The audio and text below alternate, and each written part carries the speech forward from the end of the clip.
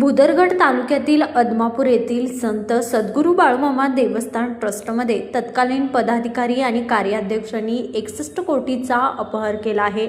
अपहार झाल्याचे लेखापरीक्षण अहवालात स्पष्ट झाल्यानंतर भुदरगड पोलिसात हा गुन्हा दाखल झाला आहे.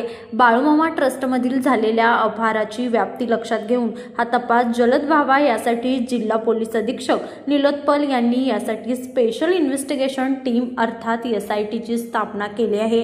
या पथकात 4 अधिकारी 8 कर्मचाऱ्यांचा समावेश आहे. SITमध्ये अतिरिक्त पोलीस अधीक्षक अण्णासाहेब जाधव, पुण्याचे धर्मदाय सह आयुक्त आर्थिक गुन्हे अन्वेषणच्या पोलीस उपाध्यक्ष सुवर्णा पत्की, भुदरगडचे पोलीस निरीक्षक संदीप जगताप यांच्यासह 8 पोलीस कर्मचाऱ्यांचा समावेश आहे. या पथकाकडून अपहार गुन्ह्याचा तपास गतिमान झाला आहे.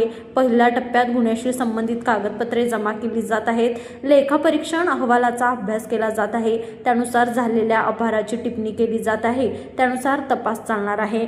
दरम्यान धर्मदाय आयुक्त मुख्यालय मुंबई येथील देवस्थान शाखेचे निरीक्षक रंगराव गडकरी यांनी दिलेल्या फिर्यादीनुसार मार्च 2020 ते मार्च 2026 या 6 वर्षात ट्रस्टच्या निधीचा कथित गैरवापर, आर्थिक व्यवहारामध्ये अनियमितता, लेखापरीक्षणातील त्रुटी, देवस्थानाच्या मालमत्तेच्या व्यवस्थापनात गंभीर स्वरूपाच्या अनियमितता झाल्याचा आरोप केला आहे.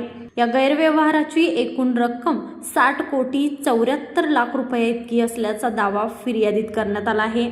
या अपहाराबाबत ट्रस्टच्या तत्कालीन कार्याध्यक्षा रागिनी खडके, सचिव रायसाहेब कोणकिरी तसेच ट्रस्टचे सर्व संबंधित सदस्य आणि जबाबदार पदाधिकाऱ्यांविरुद्ध विविध आर्थिक गैरव्यवहाराप्रकरणी गुन्हा नोंदवला आहे. धर्मदाय विभागाने केलेल्या चौकशीतील निष्कर्षाच्या आधारे ही कारवाई करण्यात आली आहे. या ट्रस्टच्या कारभाराबद्दल तक्रारी झाल्यांवर उच्च न्यायालयाने न्यायिक अधिकारी MB लंबे यांची चौकशी समिती नेमली होती. त्या समितीच्या अहवालाच्या आधारे हा गुन्हा दाखल करण्यात आला. या ट्रस्टमध्ये एकूण 21 ट्रस्टी आहेत. मात्र दोघांवरच गुन्हा दाखल करण्यात आला असला तरी यात आरोपीची संख्या वाढणार असल्याचे तपास अधिकाऱ्याचे मत आहे.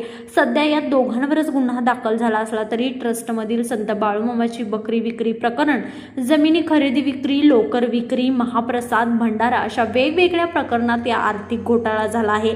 त्यामुळे या खरेदी विक्रीशी संबंधित अनेक जण चौकशीच्या कचाट्यात अडकणार आहेत. जे दोषी असतील त्यांच्यावर गुन्हा दाखल केला जाणार असल्याचे तपास अधिकाऱ्यांनी सांगितले आहे.